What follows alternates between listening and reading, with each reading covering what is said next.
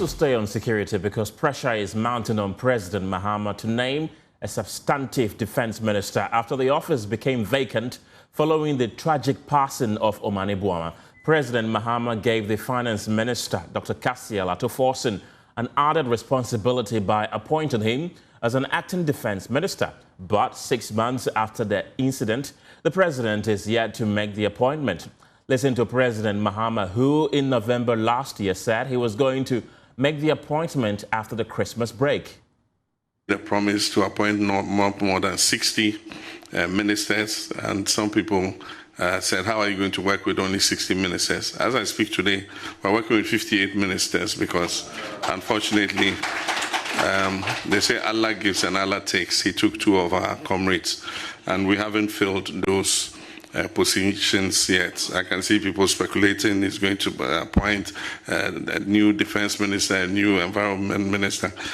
We're not in a hurry. I'll do those appointments next year after the holiday, the Christmas and the New Year. We'll fill those positions. And so those speculating about somebody going to be appointed.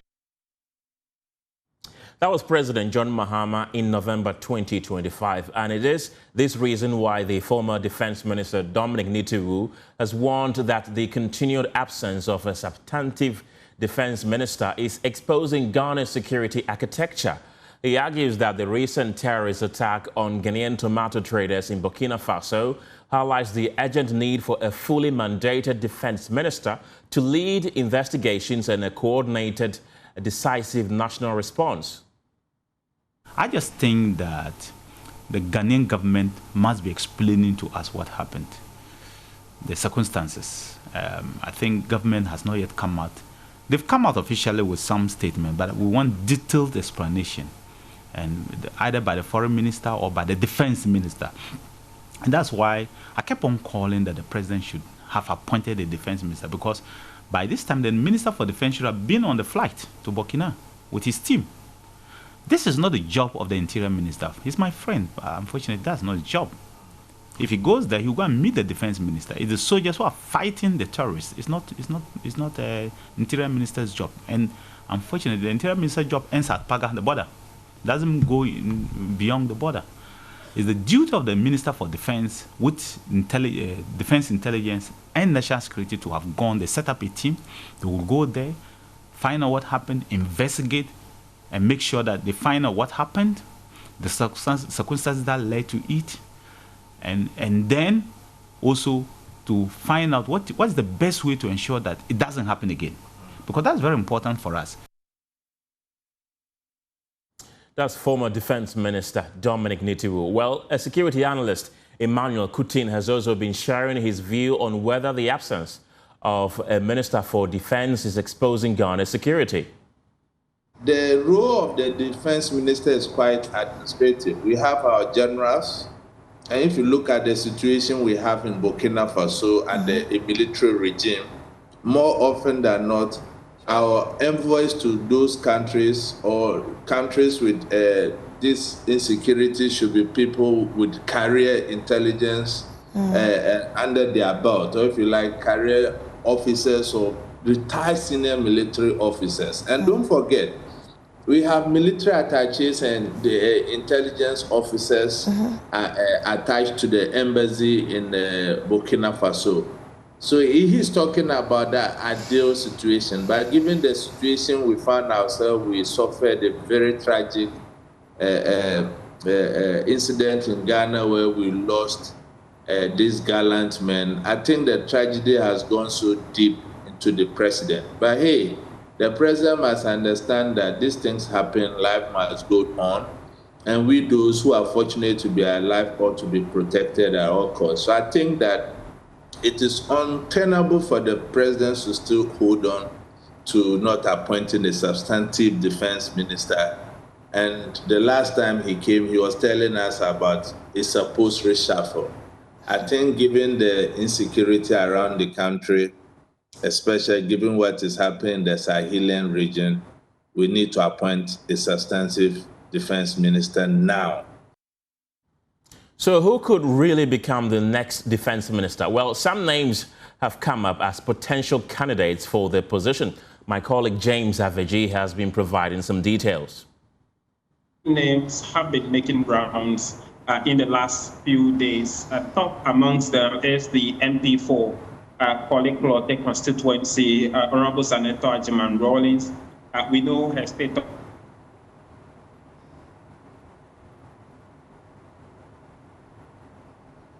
committees of security-related matters in Parliament. For instance, is the chairperson of the Select Committee on National Security and Intelligence. She's also a member of the Defense and Interior Committee as well in Parliament. She holds 5 separate certificates on security and intelligence-related courses as we speak. The second, and so she is leading those 4 names that's been coming up. Second on that list is Mr. Prosper Douglas Barney. He played key roles in the first John Dramani Mahama administration, where she served as the chief of staff between 2013 and 2015. He was later sent to work as the Minister for the Interior from January 2016 to January 2017, when the first John Mahama government left power. Last year, he was appointed the National Security Advisor to the President. That is the position he's currently holding. The third on that list is Lieutenant Colonel retired Bablo Late, who is a retired military officer and a security expert. He served as the National Security Coordinator for the government from 2009 to 2014 under President John Evans Fifi Atamas and continue under President John Dramani Mahama. He has also held senior roles at the United Nations peacekeeping missions when he worked as a military officer as director of the African Center for the Study and Research of Terrorism under the African Union. He is currently serving in the John Dramani Mahama administration as the special envoy to the Alliance of Sahelian States. Finally is Ernest Roger Demfi. He is currently the Deputy Minister for Defense. He previously served as the Ashanti Regional Youth Organizer for the NDC. And in 2025, that is when the President appointed him as Deputy Minister for Defense. So those are the 4 names that have been making rounds. We do not know whether the President will be selecting from any of these 4 or outside of this, and when that appointment will happen. James Aveji with those details. So the big ask now is there really a need to restructure Ghana's national security architecture? And those are the concerns that we want to raise this afternoon. Dr. Ishmael Norman is a security analyst. He's joining us this afternoon for more on this. Grateful for your time today. We also have the president and CEO of the Institute for Security, Disaster and Emergency Studies. That's Dr. Ishmael Norman himself as well. Welcome to the program. Does the absence of a defense minister leave some vacuums within Ghana's security architecture? Dr. Ishmael Norman, do I have you? I mute your microphone so we can hear you. Yes, I can hear you now. You can, okay. I said thank you very much for the invitation. And I think it is not very fair for Honorable Dominic Nitiwul to say that the absence of a substantive defense minister is render Ghana weak. That is a bit insulting to all the major generals, the brigadier generals, the colonels, the highest CDS, all the way to the bottom of the military rank profile. One civilian with no military experience who becomes a Minister of Defense is not going to strengthen the Ghana military. But this goes beyond the army. He's talking about the security agencies. Right. Because the security of this country is not being kept only by the Ghana army, Ghana police, immigration, and all of that. That statement is a bit too broad. It's a bit too raw it's a bit too insulting and alienating. And so I believe that he should really apologize for that statement, because there are countries that have no standing armies, but they are very good police, very good immigration, customs officers, and all of that. And those countries are as peaceful as any with standing armies. So I believe that he's biased. I respect him very much. I actually like him very much.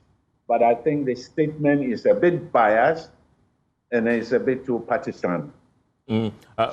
Right. Dr. Norman, he made the statement on the basis of the Interior Minister Muntaka Mubarak leading the Ghanaian security delegation to Burkina Faso following the killing of 8 Ghanaian traders in that particular country. He said this should have been the duty of a defense minister if we had one. I do believe that Honorable Muntaka is just as good. I have worked with him actually on a number of bills in Parliament. I'm talking about Honorable Muntaka. He is a very detail-oriented man, and that the fact that he is a military of the interior does not disqualify him to lead the Ghanaian delegation. We are not at war with Burkina Faso. We need somebody who understands diplomacy, the intersectional relationship between the two countries. So even if a pastor had led the group, by all means in the group, there will be soldiers, there will be police officers, there will be customs officers. So what is the issue here? I know that partisan politics in Ghana makes everything the other side does to be wrong. But you know what? Objectivity will not allow that kind of conclusion. So for me, I do not blame Honorable Muntaka for doing the job that Ghana asked him to do on behalf of all of us. And I believe that the fact that he is not a soldier, does not disqualify him. Even a pastor could have been sent. Any of the leading pastors in Ghana could have been sent. Any of the leading imams could have been sent. And that would have been perfectly fine because we are not at war. Right. We are at peace. Talking about peace, then let us go with the way that we feel it will really enhance the optics of our peace-seeking behavior. Well, it is indeed true that we are in peacetime, but is it not a cause for concern that for the past 6 months we've not had a substantive defense minister? It is a concern. And, you know, the president made his statement before we went for the Christmas vacation. And he said that after the vacation, he will do the appointment. And I know a few names have come out. Incidentally, just several weeks ago, about a week and a half ago, I actually came out with a paper talking about the sex and rank profile within the military and the security agencies. And I think it's about time a woman becomes the Minister of Defense. It's about time the president takes his time and appoints somebody who is capable, who understands policy, the parliamentary proceedings leading to defense, and so on and so forth, budgeting and all of that, for that woman to become or to become the Minister of Defense. It will be for reputational benefit. NDC will be so high up before all women, all girls, that it will be amazing, the benefit of that appointment. Right. We are tired of men. Appoint a Mr. President, please, please, please, appoint a woman. Appoint a woman, indeed. Dr. Norman, but as we speak, though, we have a deputy defense minister in the person of Ernest Broja Jemfi. It appears he is almost forgotten. Do you feel that he's been sidelined within the ministry? I believe that he is not forgotten. Maybe, you see, when you're in that kind of position, he has to be very careful. His engagement with the media and all of that, very careful, because otherwise people will say he's pushing. And so I believe that he's being very diplomatic, especially if your boss had died in an accident with a lot of questions around it. So you don't want to put your face out there and then people start to come up with all kinds of theories that, you know, you were probably behind the death and all of that. So I admire him for being a gentleman and being just committed to the work he's assigned to do. If the president's wisdom, with the consultation of Council of State and the military brass, agree that he should be the next guy, then he will be the next guy. So let's salute him for the gentility and the diplomacy that gentleman has actually shown to all of us. I'll take you back to your own words that you just said, that we should appoint a woman. Which woman would you suggest? Well, the name has already been put out by your reporter. I believe that she served on the defense. Who is that, Dr. Norman, if you can help me? That is Honorable Dr. Senator Ajuman Rawlings. She has served Defense and Interior Subcommittee and Intelligence Subcommittee. I mean, I have seen her participate in activities at Ghana Armed Forces Staff College on a number of issues and has quite a lot of qualifications. But in addition to that, the military is like the medical profession. They've been disciplined. She's already proven beyond a reasonable doubt that she is committed to discipline as a medical doctor. As a parliamentarian, there is not an iota of any bad thing or statement that anybody has said about her. She has proven her worth. I also believe that according to the Affirmative Action Act, we are supposed to have at least 25% of every organization, the top brass, to be women. We are not doing it. I'm not a woman, but I have a daughter, I have a wife, I have sisters, I have nieces. I think it's about time we allow Honorable Dr. Senator Ajuman Rawlings into that position, because it's as if she's been groomed for that. And I don't see how we are not elevating her to that position. However, the President, His Excellency, President Dramani Mahama, has a good reason why he's taking his time to make his decision.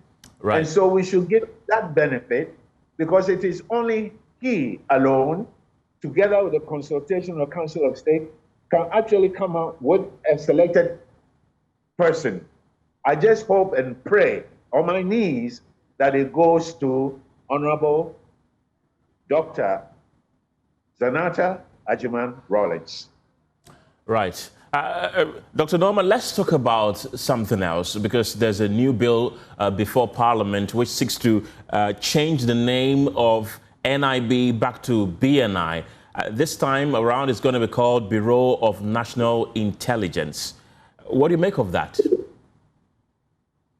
My brother, you know, Ghana politics is so dicey. Sometimes one has to be very, very careful, because Honorable Muntaka is right about the reasons why they want to do the change. Right.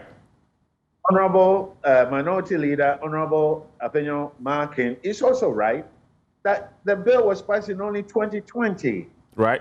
5 years ago. We haven't really exhausted many of the avenues that the bill, that the Act 2010-30 provides. The moment we change that, we also have to change the national security strategy, because it has to be in sync with the new proposed act. So I think before we can do a real objective critique of the proposed bill, we need to do a side-by-side content analysis. I have already done the National Security Act of 1030. So I have a copy of this 32-page bill. And I don't want to do any content analysis now, because there are going to be changes by all means. And so when I look at it, I don't see any substantial differences between this one and 1030. However, I am not a politician. And in most countries, politics leads the law. And so if they say the law needs to be changed, we just have to follow in sync. But Dr. Norman, isn't this worrying, the seeming politicization of our security apparatus? Now we are learning that the Ministry of National Security will be effectively scrapped and that this new BNI will be under the presidency. Is this not a cause for concern how we are seemingly politicizing our security agencies? We are. And if we get a president with the characteristics of previous ones, or somebody with a model of His Excellency Donald Trump, we're going to be in deep trouble, really. So for me, if you have an authoritarian leader and with the national security under him and directing everything, oh, this country is going to be it will evolve into a complete dictatorial ecosystem. So for me, I don't support this bill at all. However, I am not a politician. I'm not a member of parliament. And my views, some of you respect it, but other people don't. We do. For me, we respect your views.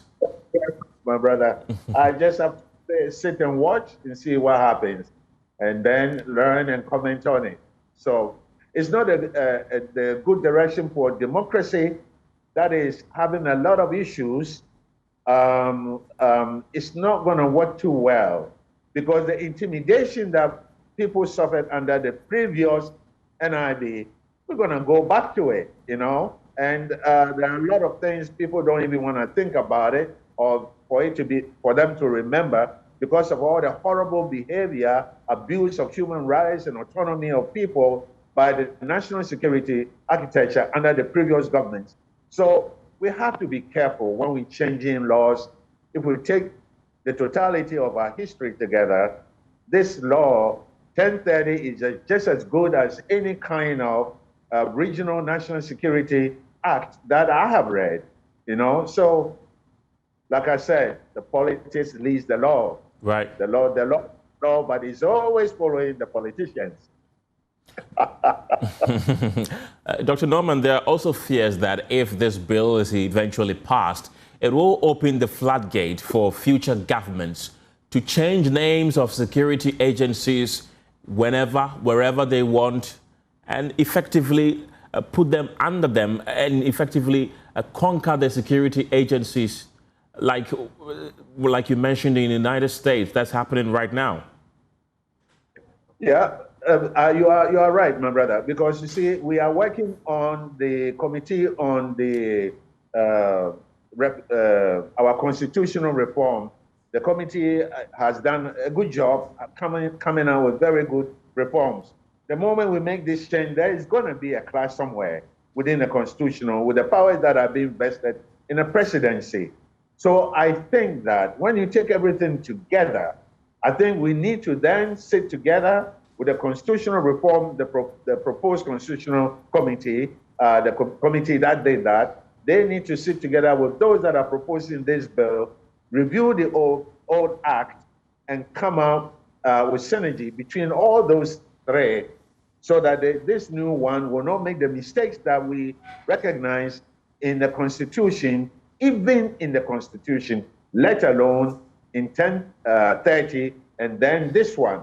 We like to frame new laws when we haven't even exhausted the application of the old laws. And so for me, my fear is that if you don't get a moral politician as a president, somebody who steals from the public purse and turns around and say, don't steal from the public purse, there's not much anybody can say. And all the freedom that Ghanaians enjoy could easily be abused. Right. Easily. Dr. Norman, final one. What do you make of the handling of the Ghanaian government when it comes to the killing of the 8 traders in Burkina Faso? And also, ECOWAS says it will launch an investigative probe into the incident. My brother, a few years ago, when people were criticizing President Mahama for allowing the Guantanamo Bay detainees into Ghana, I was one of the people that was supporting and even wrote a paper, published, peer-review paper. And then I theorized that the reason why the terrorists were attacking Togo, Burkina Faso, Ivory Coast, and they have left Ghana alone, was because of the wisdom of President Mahama for taking the Guantanamo Bay detainees into Ghana. By that act, we showed hospitality, respect to human body, human beings, and so we became instantly, without anything on our part as a nation, friends of them, at least sympathizers. Now, when President Mahama allowed President Ibrahim Traoré to come to his inauguration, it was a good thing in terms of regional security relationship, international diplomacy. It was all a good thing. However, the moment that happened, I knew there were going to be trouble because the terrorists now see Ghana as a friend of their enemy. Ibrahim Traoré is their enemy.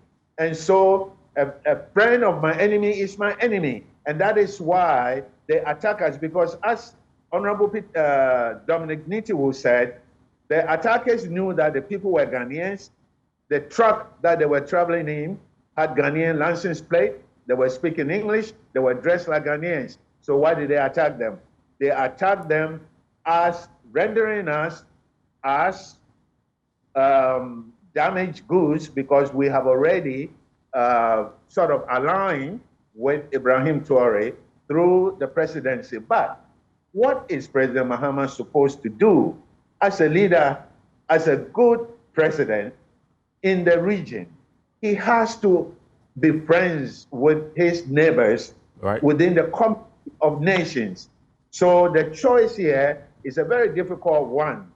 And I do not know how President Mahama, the foreign ministry, and all of them together are going to try to send message somehow to the terrorists to please leave Ghana alone. We will not hurt you. We are only trying to build international diplomacy between the various presidents and the leaderships in the various countries, because we don't engage with the internal affairs of Burkina Faso. So please leave us alone. Right. What about ECOWAS? What do you make of their move to investigate this? It's a very tenuous situation. They have to be very careful because they don't like ECOWAS because of the attempt to attack proposed under President Tinubu, when the coup happened in Mali and Chad and all of those places. And somehow there was a pullback. So they don't like ECOWAS as an entity. Right. So they have to be very, very diplomatic. Otherwise, they're going to meet a big cement wall and they would be able to break through. That is part of why they left the ECOWAS group. So they have to be careful. Okay. Dr. Ishmael Norman, thank you very much. He's a security analyst. Let's talk cocoa now, because hundreds of cocoa farmers across Sifi and other major cocoa growing districts have staged protests against the NDC government following a mid-season cut in cocoa prices, slashing their incomes by nearly 30%. Well, the government reduced the farm gate price from 3,625 Ghana cedis to 2,587 Ghana cedis per bag for the 2025-26 season, a move farmers describe as a betrayal of campaign promises to improve their earnings. Demonstrations were reported in Seshiyoso, Bekwai, Asunafo, and Amenfi, with farmers warning the cut threatens their livelihoods. Here's the leader of the group. Petition by cocoa farmers in Western North region to the Chief Executive Officer of Cocoa Board, through the Regional Manager, Cocoa Board, Western North. We, the cocoa farmers of Western North region, gathered today at Sefujinase, respectfully submit this petition to the Chief Executive Officer of Cocoa Board, through the Regional Manager. We are law-abiding citizens and hard-working farmers who contribute significantly to Ghana's economy. Cocoa remains the backbone of our region and a major source of foreign exchange for the nation. It is therefore with deep concern and heavy hearts that we register our displeasure that the recent reduction in the producer price of cocoa is woefully inadequate and a bad example and precedent to start with. The cost of farming inputs, labor, transportation, and agrochemicals continues to rise, yet the price pay to farmers has been reduced. The general cost of living in Ghana continues to increase. Farmers are struggling to pay school fees. I must say that we are struggling to pay school fees, to pay our medical bills, and provide basic necessities for our families. Unfair burden on we farmers. Farmers should not be made to suffer for marginal, managerial, or policy challenges within Cocoa Board. When there are financial difficulties, the burden must not be shifted onto the farmer in the village. We have nothing to do with management decisions and management inaction. We farmers therefore request that the right thing should be done. That's the leader of the cocoa farmers who staged a protest in the Western North region earlier today. And receiving the petition on behalf of Cocoa Board, the Western Regional Administrator of Cocoa Board, Enoch Ampofo, said their concerns will be attended to. The farmer welfare is at the heart of every decision that the management takes. The beer in the more management, Sabi, and yet farmer no year you see. We thought that na biba na say no dey ayede aba so that's what regional Cocoa Board management so your friend say the turnaround strategies as you say no you implementing so as I say you know see you dey planning for implementing the turnaround strategies you nim say yield dividends.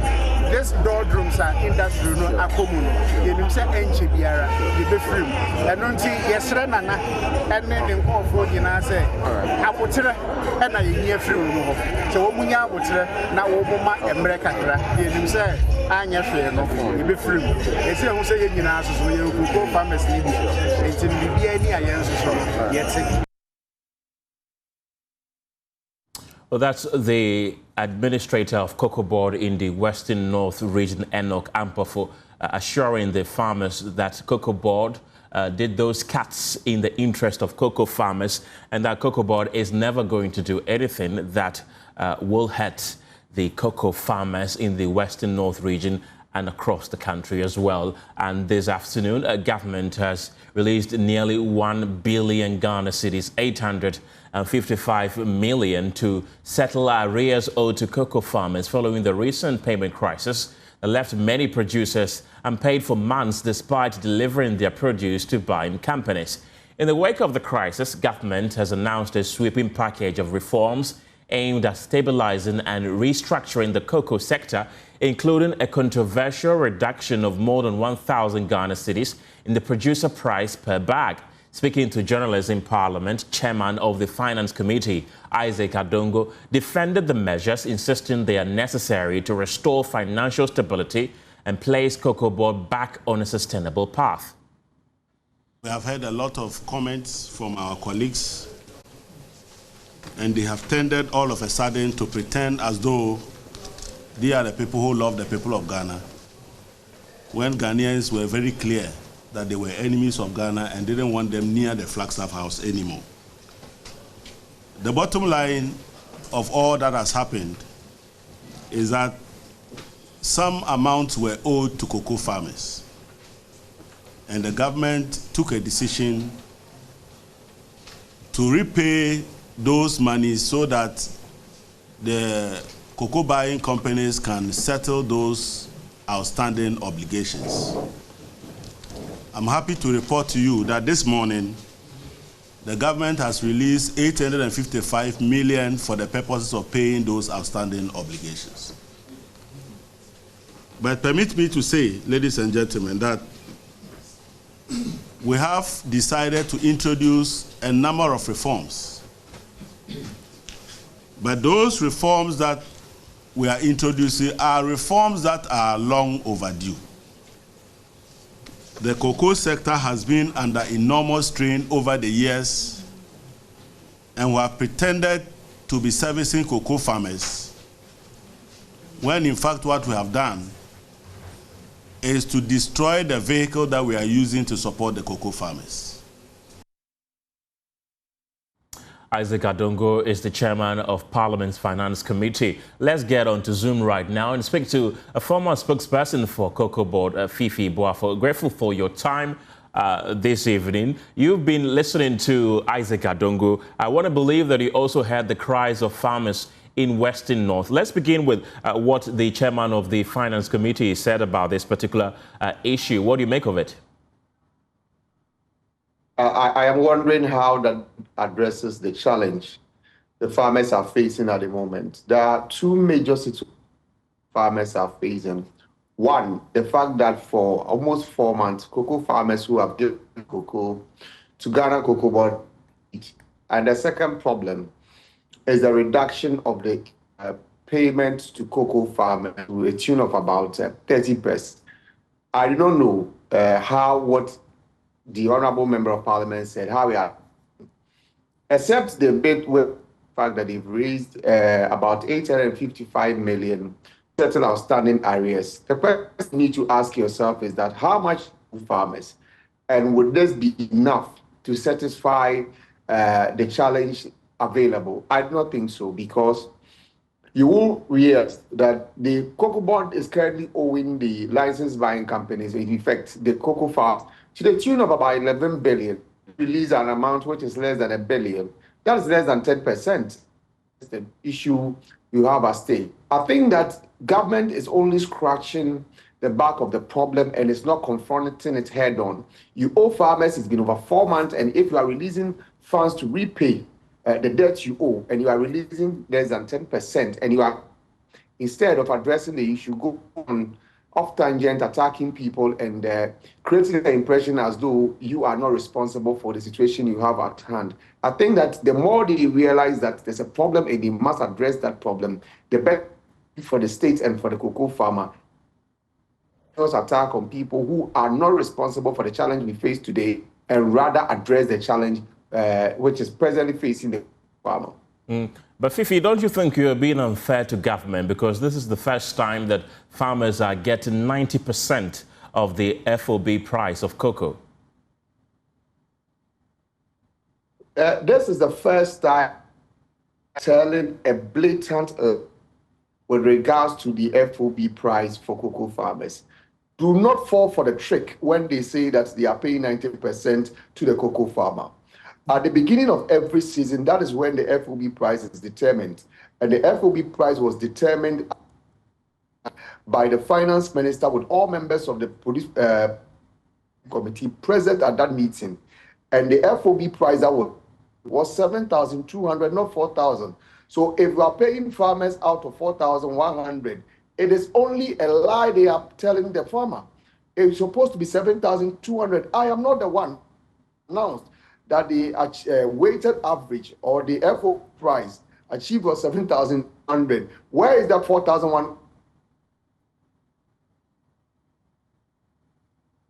It must of the conversation, what the farmer must be paid on is based on 7,200 and not 4,100. So by how many percent do you think they are paying them now, looking at the current price of 2,587 Ghana cedis? I have not done the calculation. Honest with you, I do not see the point in going on with the conversation about paying farmers 90% of. The point is that a 4,100 is alien. The truth is, at the beginning of every cocoa season, Cocoa Board will determine the FOB price. The farmer is given a guaranteed minimum price. It's the barest minimum Cocoa Board will pay. So at the middle season, if you create something new, which is alien to the structure we have, and use it as a basis for any discussion, then you are being disingenuous. What you need to note is that from the Ministry of Finance indicated that going forward, it is going to introduce a regime which will take into consideration whether increase or a price decrease. Government will then pay the farmer based on that. Why did the government make that statement? They made that statement on the basis that the current system which we are running is one that provides a minimum which you do not go below. So if government says it's going to introduce a payment regime which will mention the fact that whenever there's an increase market, you increase the farmer price, and when there's a decrease, you decrease the farmer price. You are yet to introduce that payment regime. So what is the basis now saying that, well, it used 7,200, it is now 4,100? Something is not right. And government must accept the fact that metric arrangement in trying to polish this thing up is not right, and they must, according to the commitment, the guarantee they gave to the cocoa farmer at the beginning of the season. Fifi, you've worked at a cocoa board before. What advice would you give government in this situation? I think that government must be open, and government must accept the fact that there's an issue and confront the issue. What is just polishing up what is happening. I think that cocoa board is in real trouble, and it is in time for government to bail cocoa board out. If government decide not to accept the charge and decide to blame others and decide to find excuses, government will not be prepared to answer the call to pay cocoa farmers. There's a death thought of the inability of cocoa board to be able to sell at the right price on the international market, and there must be a way to find money or liquidity for a cocoa board to pay cocoa farmers. Way out is government to be able to arrange and get money enough to pay the cocoa farmers. In a situation where we are hearing, well, government is giving 150 million, government is paying 37 million, government is giving 870 million. What we have as part of the debt of cocoa board in terms of what they are supposed to pay the cocoa farmer is over 11 million. Anything short of that will not address the problem. But Fifi, the world market price for cocoa has gone down exponentially. It's a statement of fact that the world market price has gone down. Yes. Before you determine the price, you take into consideration the price could go up and it could go down. And that is the very reason why you must sell forward, to prevent a situation where when the price falls, you as a country will suffer. What we have accused for doing is not to sell at the sell forward. Government has come out fighting and saying that that is not true. They sold forward. So if indeed you sold forward and you told us that you were going to get 7,200, why are you now saying that, well, at the international market, so you'll be at a loss? Because you told us you sold forward. So there must not be cocoa for you to sell now to lose out. So their own words is what is exposing them that, well, there is something that they are not telling us, and there's a secret they are hiding. And that is why we are in this problem at this point in time. Fifi, don't go yet. Let me bring in the chairman of Parliament's Agric and Cocoa Committee, Godfred Seidu Gisal. Welcome to the program. Grateful to have you join us. We've seen protests earlier today in Western North region, and we've also been hearing the announcement from your colleague, Isaac Adongo, about some payments made to clear the arrears owed cocoa farmers. Let's start with the protest in Western North by cocoa farmers. Justified? Hello, Mr. Gisal, do I have you? Oh, yes. Yes, you have me. Good afternoon. Good afternoon. So, well, I have heard about the protest in Seshi. I see a lot of MPP party executives part of this protest. So I'm beginning to wonder whether it's actually cocoa farmers or politically staged protests.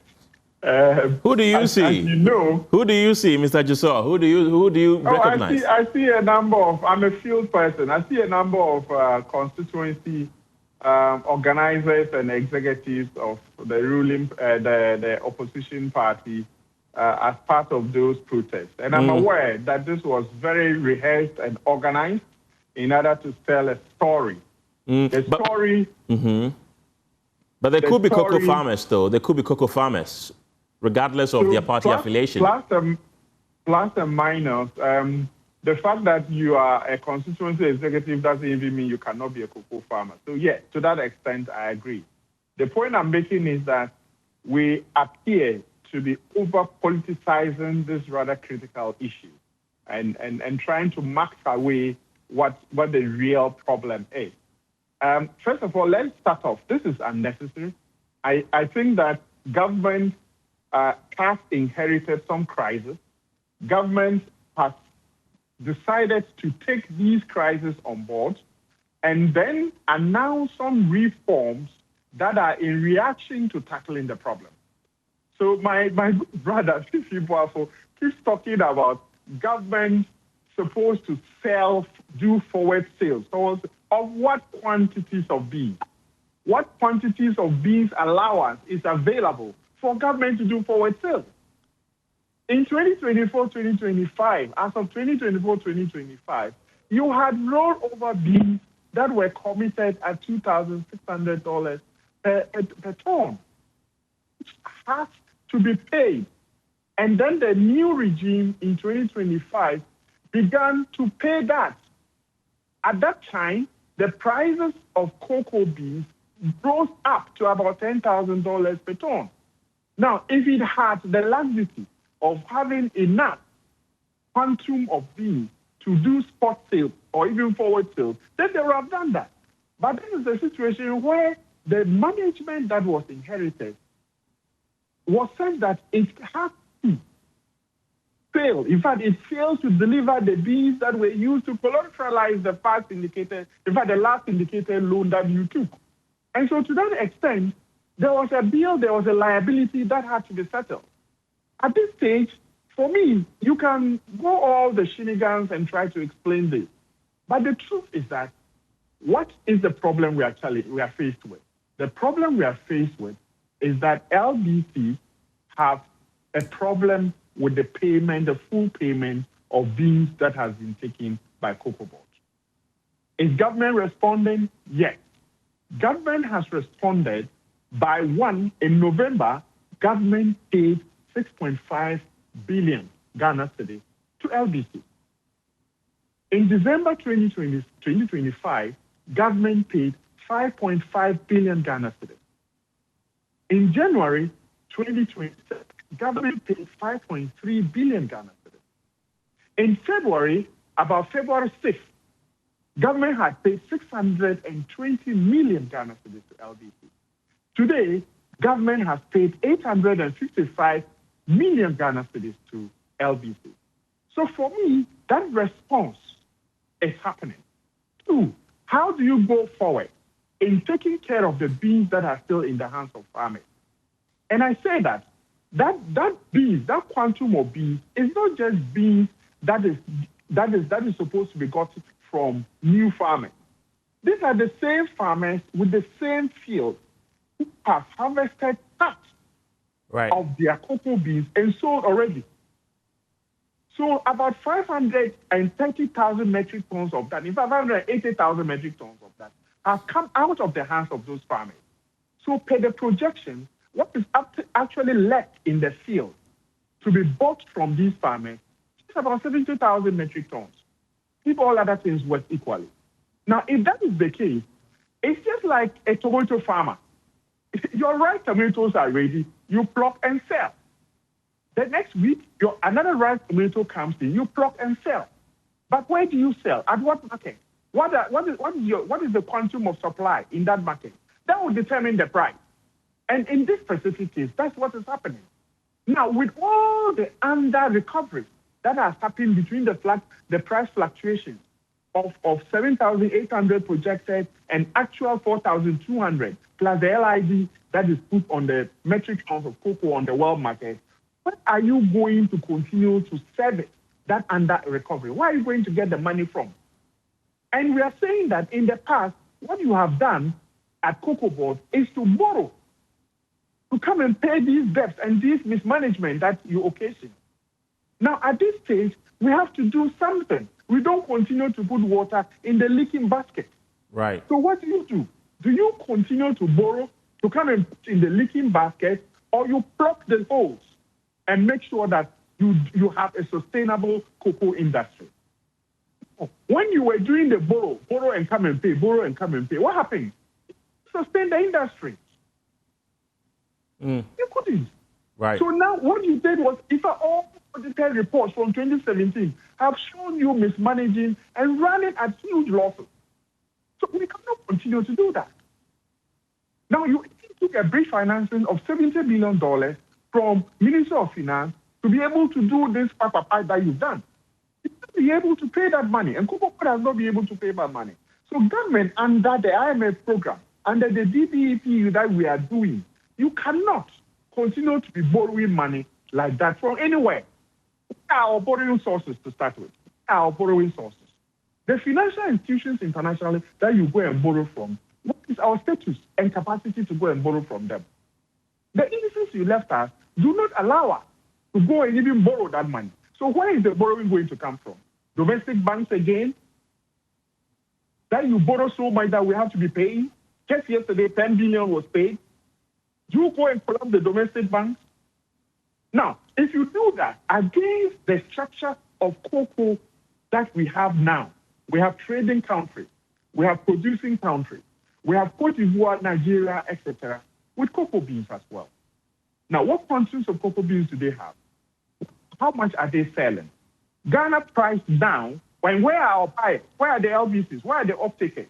They've gone to the cheaper countries, which is Cote d'Ivoire, Nigeria, and the rest.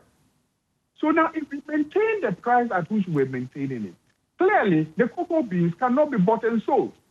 But with this new price announcement, what happens is that there's a good likelihood that, one, the quantity of cocoa beans that you buy is just small, which is 70,000 metric tons. Right. Two, you are likely to attract them back because they will now find Ghana cocoa beans competitive. But the question is, to what extent does it affect our farmer? And I'm saying that the aspect that affects our farmer, you are over-dramatizing it. Right. Because actually, if you look at the price parity value of 2,500 and the 3,100, against even only if you take the exchange rate regime and the value of that money, 2,500, the purchasing power of the farmer has actually improved in the current circumstances. And so let's allow the farmer to appreciate this, knowing also that in his next production season, there's going to be some support that is coming by way of free inputs, by way of free fertilizer, and some additional services for the farmer to push in. Right. And by the way, it's not as if this new price that has been announced is going to run throughout. No, it's just for this buying season. If in the next 3 months, the situation develops further and is better in the international market, the price setting committee, what do you call them, PPR what? C. They will meet again, and then they will decide whether it makes sense to adjust any figures or not. Okay. But for now, for me, what is important is that what is even going to the farmer is more in terms of percentages than what we inherited. We inherited you giving farmers 32% and keeping 68%. Since then, it's been 70% to the farmer and 30% to government, or Cocoa Board for that matter. This new adjustment is actually giving as much as 90% of the FOB achieved. It's not just FOB, achieved FOB price to the farmer. Right. And for me, if we do this against the additional reforms that have been announced, one of which is automatic price adjustment, then you will see that there is hope for the cocoa farmer and possibility of the sustainability of the industry. Right. Godfred, I want you to hold on for me. I'll come back to you, but let me give Fifi Boafo the chance to respond to some of the claims you've made against the former Cocoa Board administration, which he was a part of. Fifi, you have something you want to respond to? A number of them. So say good afternoon to my friend. And I think that what he has demonstrated is a symptom of the problem we face today, a symptom of misinformation or misbriefing, because the kind of briefing that has been presented to the public, it seemed to be the same briefing that has been presented to the Parliament, and they seem to be singing from the same hymn book. It is a briefing that seeks to create the impression, blame everything on the past government, there is no issue, everything is fine, at a time where there's a major issue. So Dr. Jasso sought to belittle effect of what is happening to farmer. Doc, I'm sorry to say that, be a bit more sensitive to. If we are a bit more sensitive, we realize the fact that, well, going projection made by Cocoa Board, and as was announced by the chief executive, he says that they have about 70,000 metric tons of cocoa to buy. The 70,000 metric tons of cocoa, the chief Dr. Abiy said he have to buy. It will take into consideration the fact that every bag the farmer is losing about 1,000 Ghana cedis. That amount to about 1.12 billion Ghana cedis.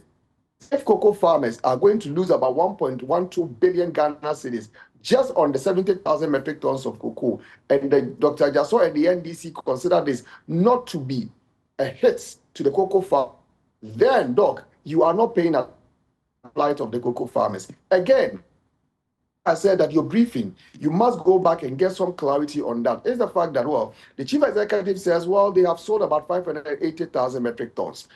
What they gave us was projected figure of 7,200. They decided not to sell again because now the price has dropped. So the figure they used 7,200. So if you are to sell 580,000, that should give you 4.176 billion US dollars. Just take 70% out of it. What they say they are paying the cocoa farmers. The 70% they say are paying the cocoa farmer. The S should give you something about 30 billion Ghana cedis. All the as Dr. Jaso enumerated as to the figure they have paid to the cocoa farmer doesn't lead you to anything close to 30 billion. And if it doesn't give you 30 billion Ghana cedis, where is the reminder, or where is the part of the money that has not been paid to the cocoa farmers? You can decide to blame everybody. You can decide to find people and use them as an excuse why we are here. But if we do not accept that we have a real challenge, and then we must be open, we must be frank about it, but rather seek to find people to blame, then we are going to create problems. And Doc, just to say that, well, you've seen MPP constituency executives involved in the demonstration, it means that it's an MPP orchestrated activity. I think that that is unfair if there are even any MPP party executives who are involved in the demonstration. When you go to Western North, majority of the people in the region are cocoa farmers. Right. Not that the person is a cocoa farmer and he cannot express his work. He cannot express the difficulties the farmer faces. So, for example, who produce about 100 bags of cocoa, multiply 100 by 10,000 by 1,000 Ghana cedis, and that's a hit the farmer is going to take. And we are talking about, well, inflation and then the value of the cedi. I guess all members of parliament and members of the my majority group, your salaries must also be decreased by 30% because, after all, inflation is better and the dollar rate is better. Right. If you want the farmer to lose 30% of their revenue, I guess you should also recommend same for your members. Okay. Fifi Boafo, thank you very much. She's the former head of public affairs at Cocoa Board. And earlier we also heard from Godfred Seidu Jasoa, who is the chairman of Parliament's Agric and Cocoa Affairs Committee. Away from cocoa, let's talk health, because family of the baby allegedly stolen from Mamprobi Polyclinic are demanding justice after the child was found, as they are calling on the police to thoroughly investigate and prosecute the suspect. According to the family, the child has developed severe infections after being recovered and is currently on admission at the Kolebu Teaching Hospital receiving medical care. The family is now calling on the police to intensify investigations and ensure the suspect is prosecuted to ensure and serve as a deterrent to others. Ramat Bashiru is joining me via Zoom with details. Ramat, you were at the facility today. What more can you tell us? Kenneth, this morning when I visited the family of the recovered baby who was allegedly stolen at the Mamprobi Polyclinic, the family was, they tell me that what they are demanding is very simple. They are just demanding that justice is served and then the suspect will be prosecuted. They are currently at Kolebu Teaching Hospital where the baby and then the mother are receiving medical treatment because they reported that the baby is currently suffering severe infections. And I spoke to the relatives, including the father of the baby, and this is what they said to me.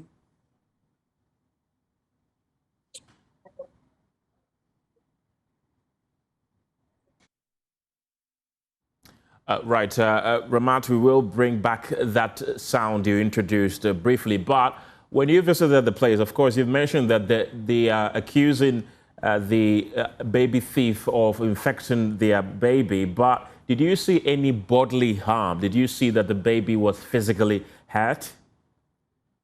The baby and the mother are currently in the ward. The security was very tight at the Kolebu Teaching Hospital, and they will not allow us to speak or see the mother and the baby. But the MP for the constituency, Ododododo, where the stolen, the recovered baby parents live, was present in the constituency and spoke to us. He says that this incident is unfortunate, and he's going to make sure that justice is served, while he assured the families that he's going to raise this issue on the floor of Parliament tomorrow. Right, we can now listen to the family members making those accusations.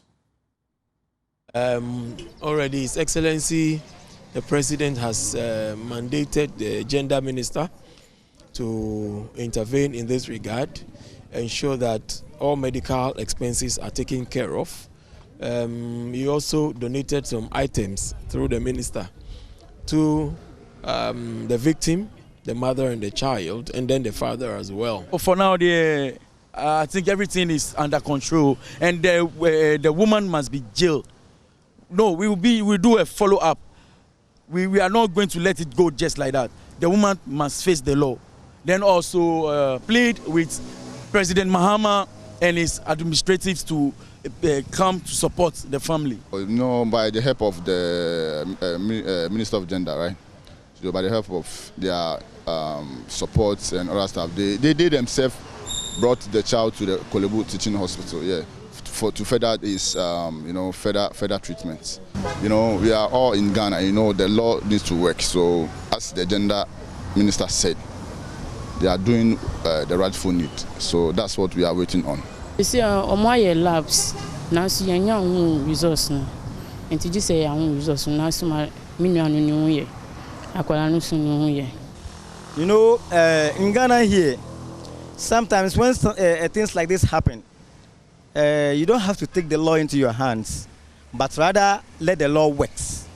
So we are pleading with the authority that they should just go accordingly and let the law work. Because if now they didn't do anything, or they don't do anything, and they just free the woman, we don't know where she's going to start it again.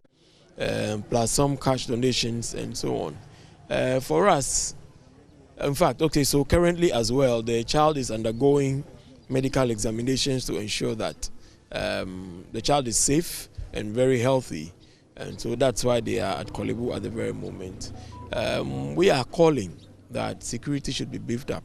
We shouldn't allow this thing to happen anymore.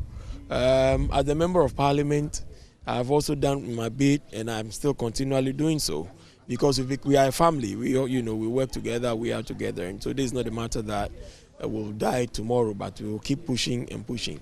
I've just said that I'm going to make a statement on this in Parliament, just so we raise awareness through the health ministry, and to ensure that every hospital, every clinic, every health center, everywhere anybody gives birth, we should put certain measures in place to ensure that this will not happen again, because it's very difficult to go through 9 months of pregnancy. The risks of, loss of life, the risk of high blood pressure, the risk of all kinds of, negative effects. And then you get to that point where you give birth. Then someone from nowhere, because probably the person has money to buy, they buy your child and you lose that child. I don't think you can live with that trauma. I still have my colleague Ramat Bashiru with me. Ramat, how is the mother doing? When we spoke to the family, the father of the recovered baby, he tells me that the mother is in good condition.